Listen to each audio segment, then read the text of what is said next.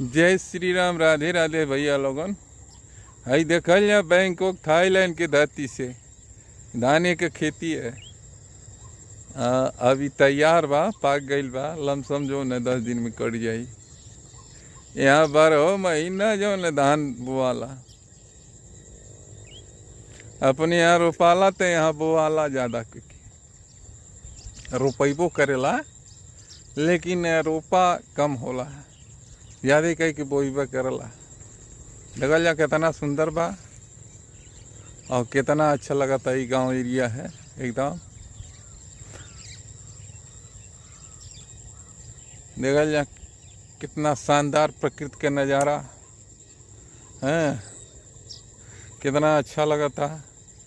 अगर आप लोगन के वीडियो पसंद आई तो लाइक और शेयर फॉलो एकदम दबा के कर पाए। जय श्री राम, राधे राधे, हर हर महादेव। देखल जा पिछवा एकदम सजी हरियर लौकता।